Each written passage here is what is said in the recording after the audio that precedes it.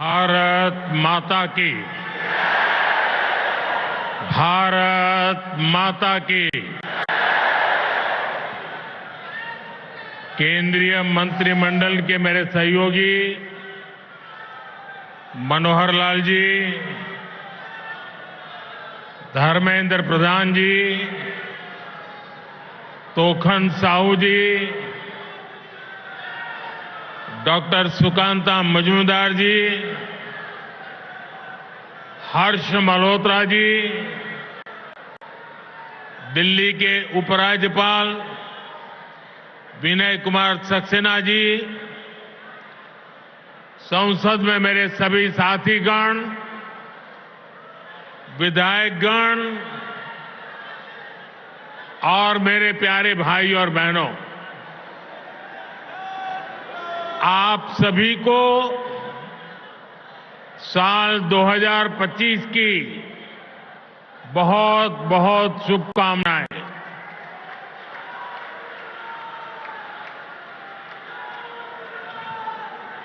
साल 2025 भारत के विकास के लिए अनेक नई संभावना लेकर आ रहा है। दुनिया की तीसरी बड़ी आर्थिक ताकत बनने की तरफ हमारी यात्रा इस वर्ष और तेज होने वाली है। आज भारत दुनिया में राजनीतिक और आर्थिक स्थिरता का प्रतीक बना है। साल 2025 में भारत की ये भूमिका और सशक्त होगी। ये वर्ष विश्व में भारत की अंतर्राष्ट्रीय छवि को और सशक्त करने का वर्ष होगा। ये वर्ष भारत को दुनिया का बड़ा मैन्युफैक्चरिंग हब बनाने का वर्ष होगा। ये वर्ष युवाओं को नए स्टार्टअप और एंटरप्रेन्योरशिप में तेजी से आगे बढ़ाने का वर्ष होगा। ये वर्ष कृषि क्षेत्र में नए कीर्तिमानों का वर्ष होगा। ये वर्ष विमेन लेड डेवलपमेंट के हमारे मंत्र को नई ऊंचाई देने का वर्ष होगा। ये वर्ष ईज ऑफ लिविंग बढ़ाने, क्वालिटी ऑफ लाइफ बढ़ाने का वर्ष होगा। आज का ये कार्यक्रम भी इसी संकल्प का एक हिस्सा है। साथियों, आज जिन परियोजनाओं का शिलान्यास और लोकार्पण हुआ है, उनमें गरीबों के घर हैं, स्कूल और कॉलेज से जुड़े प्रोजेक्ट्स हैं। मैं आप सभी को बहुत बहुत बधाई देता हूं। विशेष रूप से मैं उन साथियों को, उन माताओं बहनों को बधाई देता हूं जिनकी एक तरह से अब नई जिंदगी शुरू हो रही है। झुग्गी की जगह पक्का घर, किराए के घर की जगह अपना घर, ये नई शुरुआत ही तो है। जिनको ये घर मिले हैं, ये उनके स्वाभिमान का घर है, ये आत्मसम्मान का घर है, ये नई आशाओं, नए सपनों का घर है। मैं आप सभी की खुशियों में आपके उत्सव का हिस्सा बनने ही आज यहां आया हूं। और आज जब यहां आया हूं तो काफी पुरानी यादें ताजा होना बहुत स्वाभाविक है। आप में से शायद कुछ लोगों को पता होगा, जब आपातकाल का समय था, देश इंदिरा गांधी के तानाशाही रवैये के खिलाफ लड़ाई लड़ रहा था। इमरजेंसी के खिलाफ एक लड़ाई चल रही थी। उस समय मेरे जैसे बहुत साथी अंडरग्राउंड मूवमेंट का हिस्सा थे और उस समय ये अशोक विहार मेरा रहने का स्थान हुआ करता था।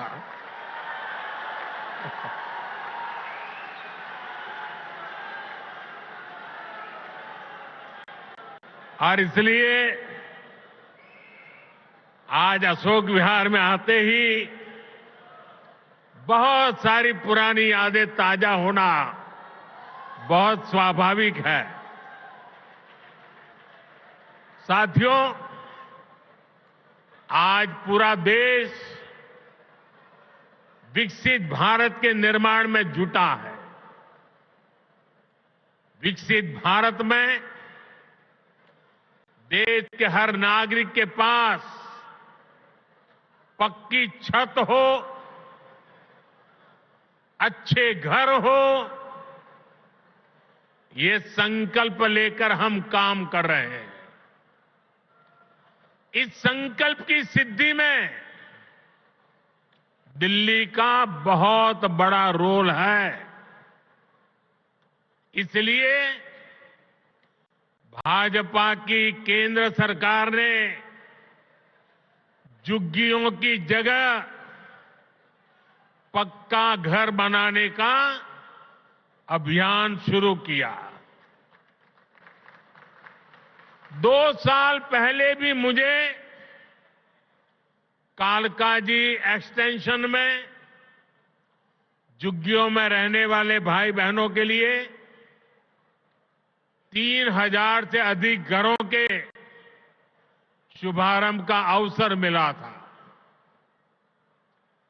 वो परिवार जिनकी अनेक पीढ़ियां सिर्फ झुग्गियों में ही रही,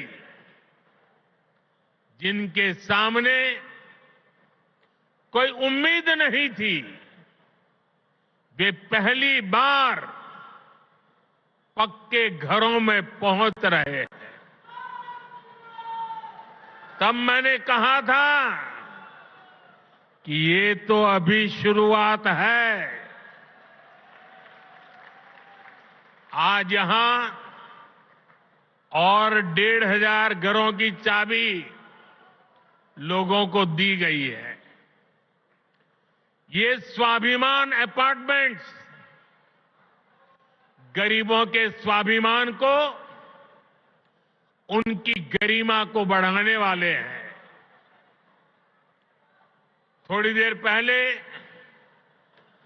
जब कुछ लाभार्थियों से मेरी बातचीत हुई तो मैं यही एहसास उनके भीतर देख रहा था। मैं नया उत्साह, नई ऊर्जा अनुभव कर रहा था। और वहां मुझे कुछ बालक बालिकाओं से भी मिलने का मौका मिला।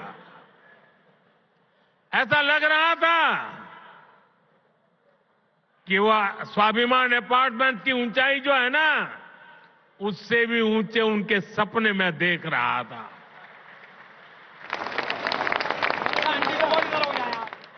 और साथियों, इन घरों के मालिक भले ही दिल्ली के अलग अलग लोग हो, लेकिन ये सब के सब मेरे परिवार के ही सदस्य हैं।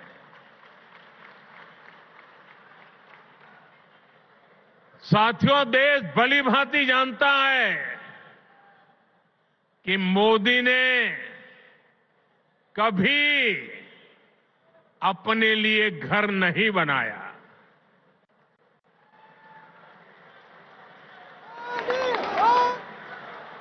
लेकिन बीते 10 वर्षों में 4 करोड़ से अधिक गरीबों के घर उनका सपना पूरा किया है।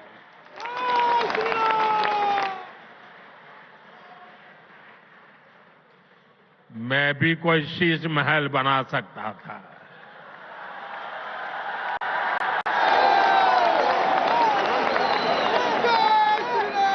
लेकिन मेरे लिए तो मेरे देशवासियों को पक्का घर मिले, यही एक सपना था। और मैं आप सबको भी कहता हूं, आप जब भी लोगों के बीच जाएं, लोगों को मिलें, और अभी भी जो लोग झुग्गी झोपड़ी में रहते हैं, मेरी तरफ से उनको वादा करके आना, मेरे लिए तो आप ही मोदी है। वादा करके आना, आज नहीं तो कल उनके लिए पक्का घर बनेगा, उनको पक्का घर मिलेगा।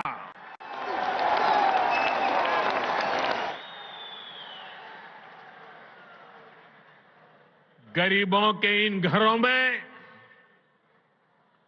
हर वो सुविधा है जो बेहतर जीवन जीने के लिए जरूरी है। यही तो गरीब का स्वाभिमान जगाता है, आत्मविश्वास बढ़ाता है, जो विकसित भारत की असली ऊर्जा है। और हम यहीं रुकने वाले नहीं हैं। अभी दिल्ली में करीब 3000 ऐसे ही और घरों के निर्माण का काम कुछ ही समय में पूरा होने वाला है। आने वाले समय में हजारों नए घर दिल्ली वासियों को मिलने वाले हैं। इस क्षेत्र में बहुत बड़ी संख्या में हमारे कर्मचारी भाई बहन रहते हैं। उनके जो आवास थे, वे भी काफी पुराने हो चुके थे। उनके लिए भी नए आवास बनाए जा रहे हैं। दिल्ली के अभूतपूर्व विस्तार को देखते हुए ही केंद्र सरकार रोहिणी और द्वारका सब सिटी के बाद अब नरेला सब सिटी के निर्माण को गति दे रही है। साथियों, विकसित भारत बनाने में बहुत बड़ी भूमिका हमारे शहरों की है। हमारे ये शहर ही जहां दूर दूर से लोग बड़े सपने लेकर आते हैं, पूरी ईमानदारी से उन सपनों को पूरा करने में जिंदगी खपा देते हैं। इसलिए केंद्र की भाजपा सरकार हमारे शहरों में रहने वाले हर परिवार को क्वालिटी लाइफ देने में जुटी है। हमारा प्रयास है कि गरीब हो या मिडिल क्लास, उसको अच्छा घर दिलाने में मदद मिले। जो नए नए लोग गांव से शहर आए हैं, उन्हें उचित किराए पर घर मिले। जो मध्यम वर्गीय परिवार है, मिडिल क्लास है, उसको भी अपना सपनों का घर पूरा करने के लिए सरकार पूरी मदद दे रही है। बीते एक दशक से कम लगातार ये काम निरंतर चल रहा है। बीते 10 वर्षों में प्रधानमंत्री आवास योजना शहरी, इसके तहत देश भर में 1 करोड़ से ज्यादा घर बने हैं। इसी योजना के तहत दिल्ली में भी करीब 30,000 नए घर बने हैं। साथियों, अब इस प्रयास को हमने और विस्तार देने की योजना शुरू की है। प्रधानमंत्री आवास योजना शहरी के अगले चरण में शहरी गरीबों के लिए 1 करोड़ नए घर बनने वाले हैं। इन घरों के लिए केंद्र की भाजपा सरकार ही मदद देने वाली है।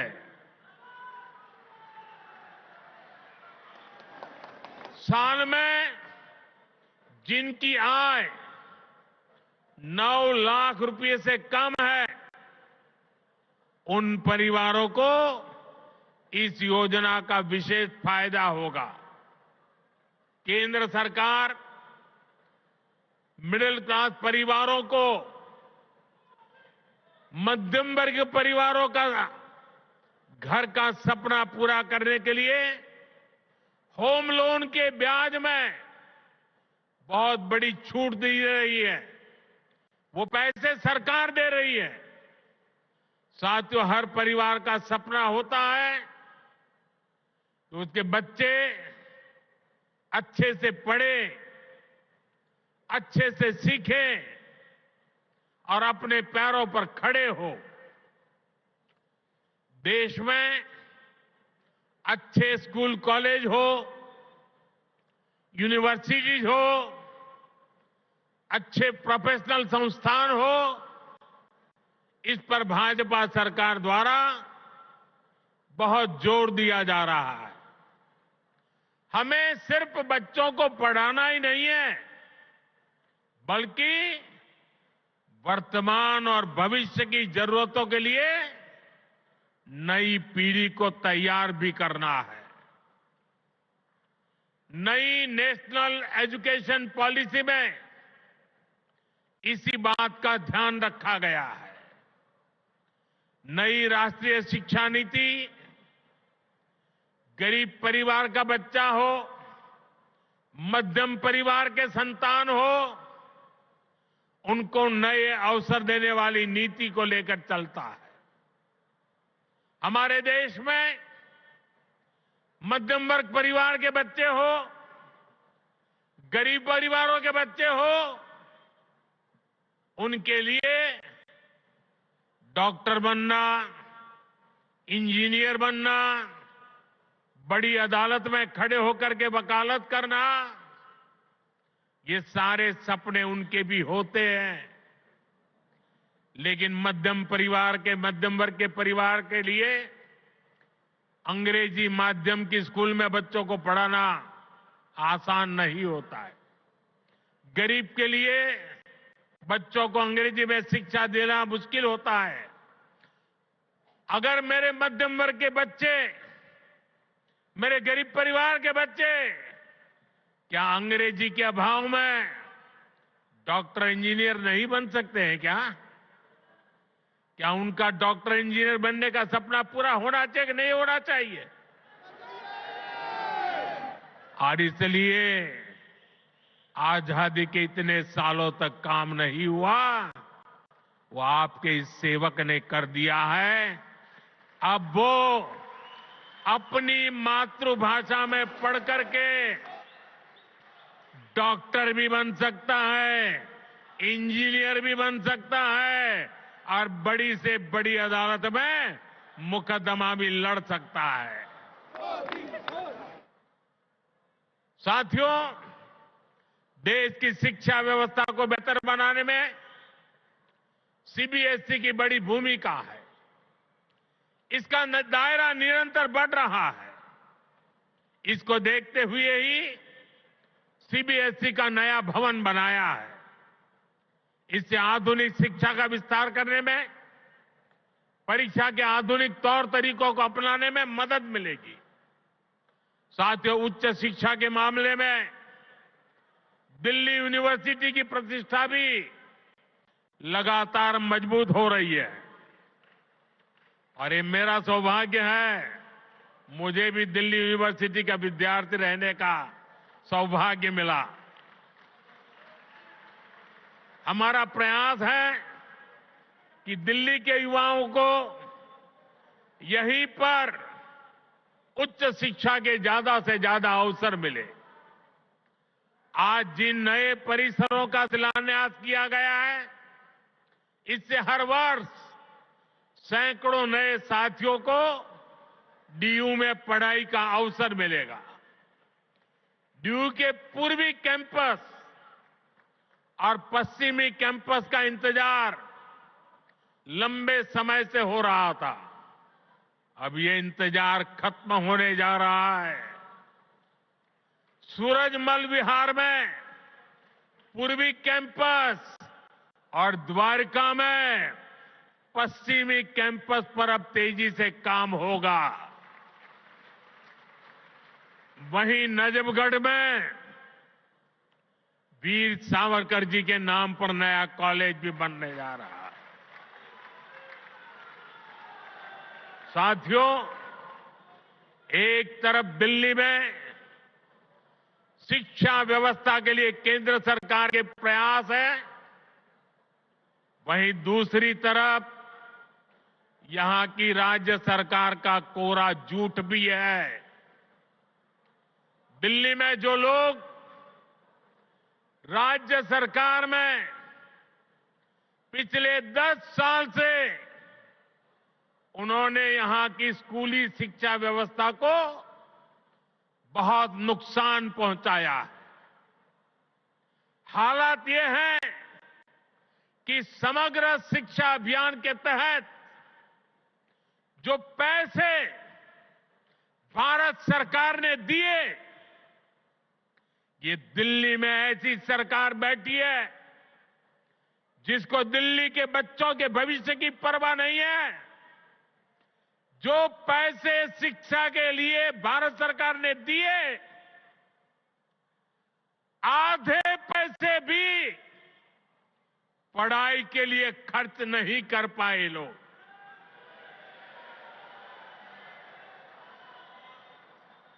साथियों, ये देश की राजधानी है। दिल्ली वासियों का हक है, उनकी सुशासन की कल्पना की है, सुशासन का सपना देखा है। लेकिन बीते 10 वर्षों से दिल्ली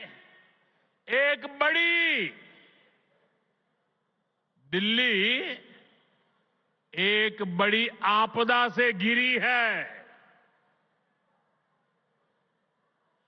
अन्ना हजारे जी को सामने करके कुछ कट्टर बेईमान लोगों ने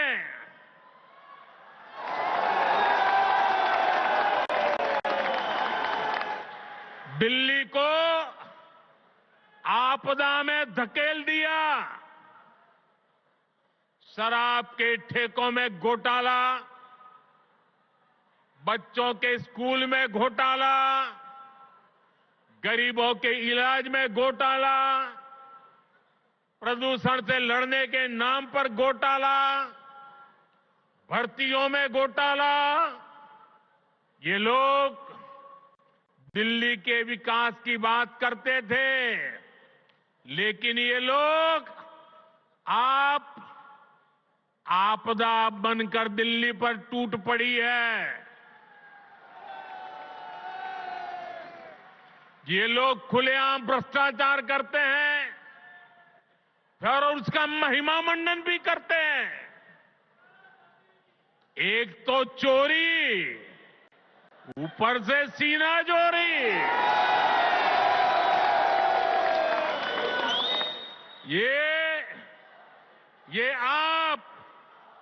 ये आपदा दिल्ली पर आई है और इसलिए दिल्ली वालों ने आपदा के विरुद्ध जंग छेड़ दी है। दिल्ली का वोटर दिल्ली को आपदा से मुक्त करने की ठान चुका है। दिल्ली का हर नागरिक कह रहा है, दिल्ली का हर बच्चा कह रहा है, दिल्ली की हर गली से आवाज आ रही है, आपदा को नहीं सहेंगे, बदल के रहेंगे। आपदा को नहीं सहेंगे, आपदा को नहीं सहेंगे, आपदा को नहीं सहेंगे, आपदा को नहीं सहेंगे। साथियों, दिल्ली देश की राजधानी है। बड़े खर्चे वाले बहुत से काम यहां जो होते हैं वो भारत सरकार, केंद्र सरकार के जिम्मे है। दिल्ली में ज्यादातर सड़कें, मेट्रो, बड़े बड़े अस्पताल, बड़े बड़े कॉलेज कैंपस, ये सब केंद्र सरकार ही बना रही है।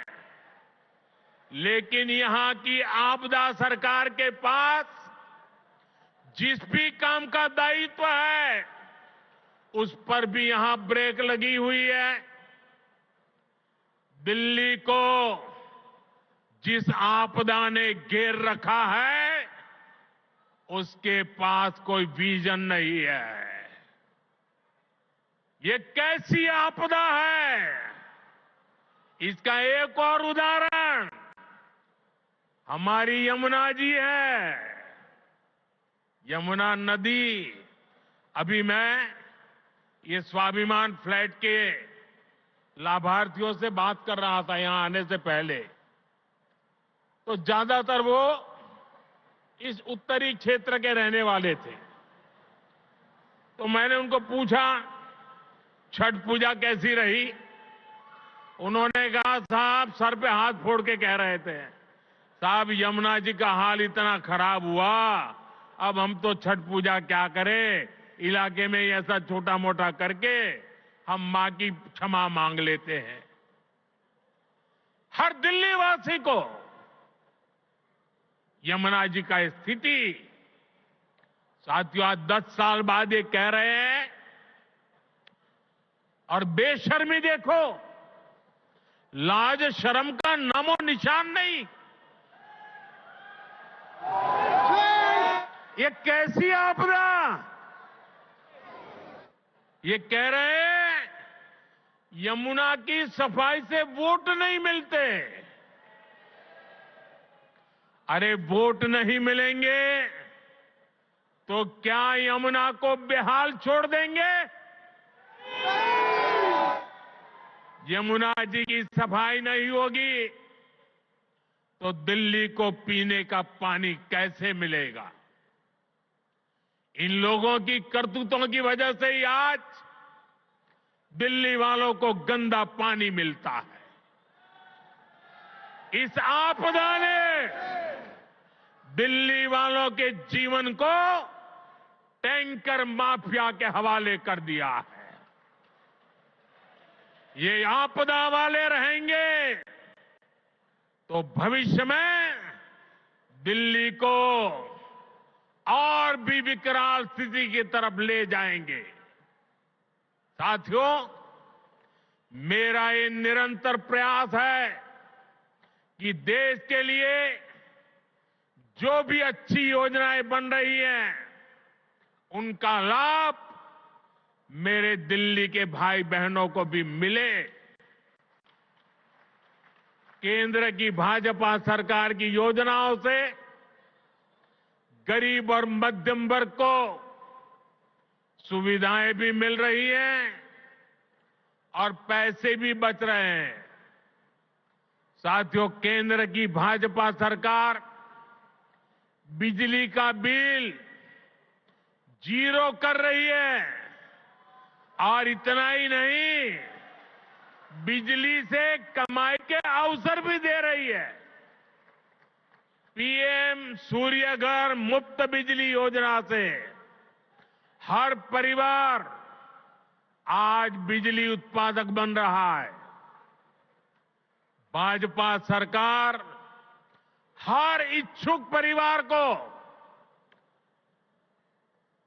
78,000 रुपीज, करीब 75-80 हजार रुपये एक परिवार को सोलर पैनल लगाने के लिए 75-80 हजार रुपये दे रही है।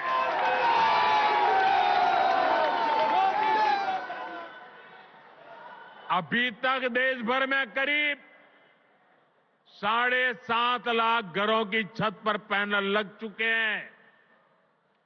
इससे जरूरत की बिजली मुफ्त मिलेगी और बची हुई बिजली का पैसा सरकार आपको देगी। मैं दिल्ली के लोगों को विश्वास दिलाता हूं, दिल्ली में भाजपा का मुख्यमंत्री बनते ही प्रधानमंत्री सूर्यघर मुफ्त बिजली योजना और तेजी से लागू की जाएगी।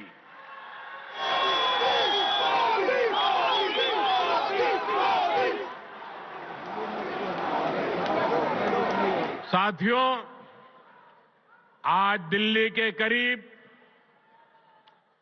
75 लाख जरूरतमंदों को भारत सरकार मुफ्त राशन दे रही है।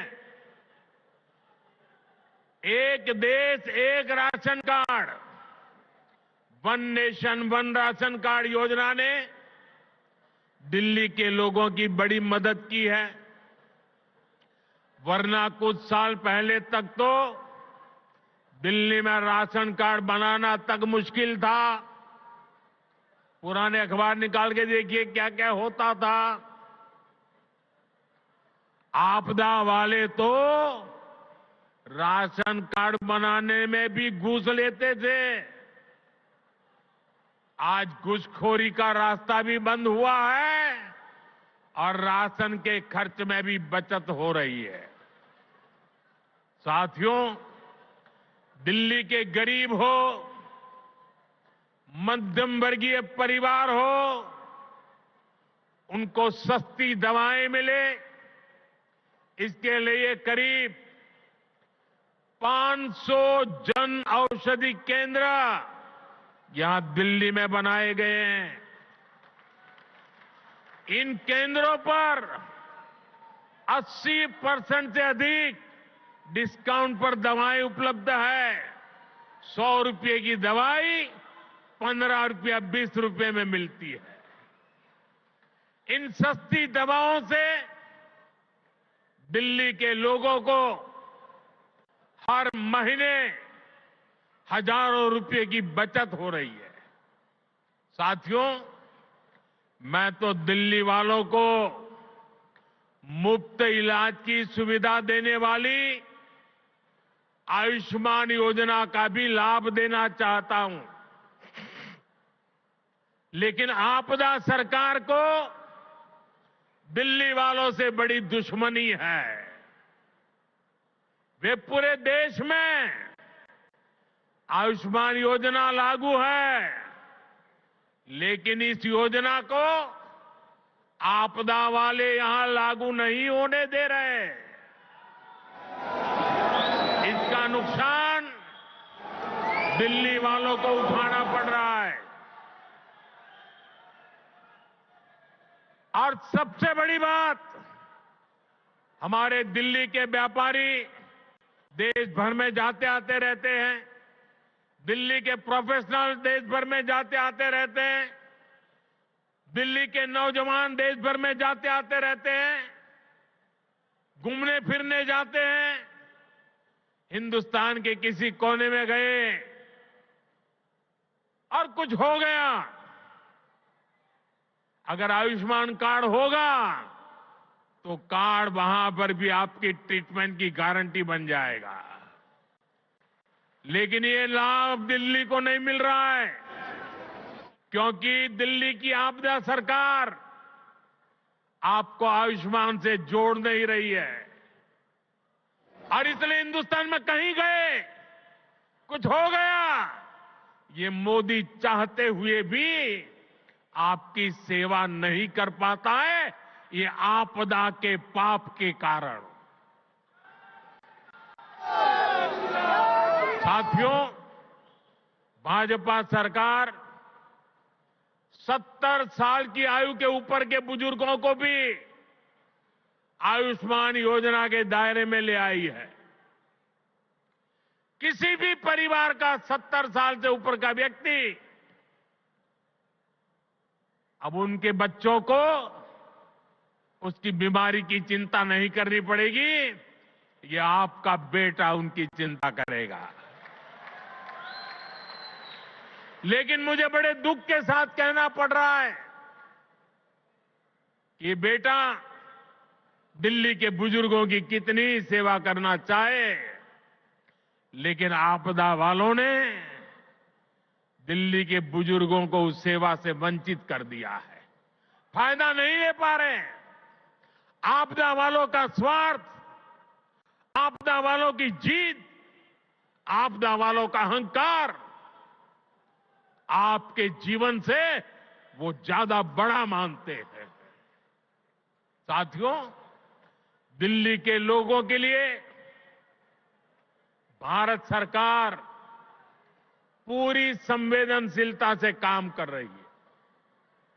दिल्ली की अनेकों कॉलोनियों को रेगुलर करके भाजपा सरकार ने लाखों लोगों की चिंता दूर की है।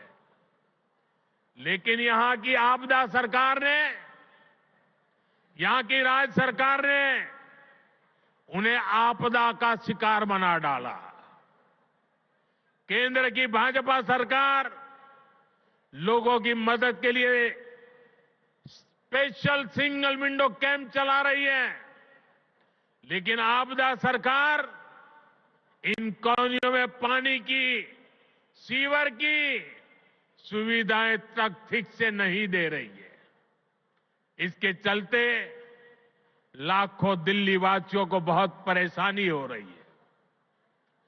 घर बनाने में लाखों रुपए लगाने के बाद भी अगर सीवर ना हो, नालियां टूटी हो, गली में गंदा पानी बहता हो, तो दिल्ली के लोगों का दिल दुखना बहुत स्वाभाविक है।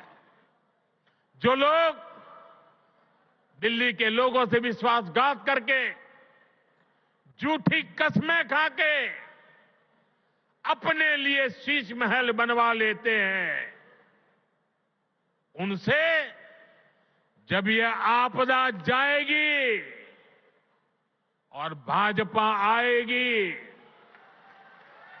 तो इन सारी समस्याओं का समाधान भी किया जाएगा। साथियों, आपको याद रखना है, जहां जहां आपदा का दखल नहीं है, वहां हर काम अच्छे से होता है। आपके सामने डीडीए, दिल्ली डेवलपमेंट अथॉरिटी का उदाहरण है। डीडीए में आपदा का उतना दखल नहीं है। इसके कारण डीडीए गरीबों और मध्यम वर्ग के लिए नए घर बना पा रही है। दिल्ली के हर घर तक पाइप से सस्ती गैस पहुंचाने का काम तेजी से चल रहा है। ये काम भी इसलिए हो पा रहा है क्योंकि इसमें भी आपदा की दखल नहीं है। दिल्ली में इतने सारे हाईवे बन रहे हैं, एक्सप्रेसवे बन रहे हैं, ये भी इसलिए बन पा रहा है क्योंकि इसमें आपदा की दखल नहीं है। साथियों, आपदा वाले दिल्ली को सिर्फ समस्याएं दे सकते हैं, वहीं भाजपा दिल्ली के लोगों की समस्याओं का समाधान करने में जुटी है। 2 दिन पहले ही हमारे दिल्ली के 7 एमपी हमारे सांसद ने यहां की ट्रैफिक की समस्या को दूर करने के लिए अहम सुझाव भारत सरकार को दिए हैं। दिल्ली एयरपोर्ट के नजदीक शिव मूर्ति से नेल्सन मंडेला मार्ग तक टनल बनाना हो, दिल्ली अमृतसर कटरा एक्सप्रेसवे को केएमपी एक्सप्रेसवे से जोड़ना हो, दिल्ली देहरादून एक्सप्रेसवे को अर्बन एक्सटेंशन रोड 2 से जोड़ना हो, या दिल्ली का ईस्टर्न बाईपास हो, ये हमारे सांसदों ने जो सुझाव दिए, इन सुझावों को भारत सरकार ने मान लिया है। इन पर सैद्धांतिक सहमति दे दी है। इनसे आने वाले समय में दिल्ली में ट्रैफिक की समस्या का समाधान होगा। साथियों, साल 2025 दिल्ली में सुशासन की नई धारा तय करेगा। ये साल राष्ट्र प्रथम, देशवासी प्रथम, मेरे लिए दिल्लीवासी प्रथम, इस भाव को सशक्त करेगा। ये साल दिल्ली में राष्ट्र निर्माण और जन कल्याण की नई राजनीति का शुभारंभ करेगा। और इसलिए आपदा को हटाना है, भाजपा को लाना है। आपदा को हटाना है, आपदा को हटाना है, आपदा को हटाना है। इसी विश्वास के साथ आप सभी को नए घरों के लिए, नए शिक्षा संस्थानों के लिए फिर से एक बार बहुत बहुत बधाई। मेरे साथ बोले भारत माता की। दोनों हाथ ऊपर करके पूरी ताकत से बोलिए। आपदा से मुक्ति का नारा चाहिए। भारत माता की, भारत माता की, भारत माता की। बहुत बहुत धन्यवाद।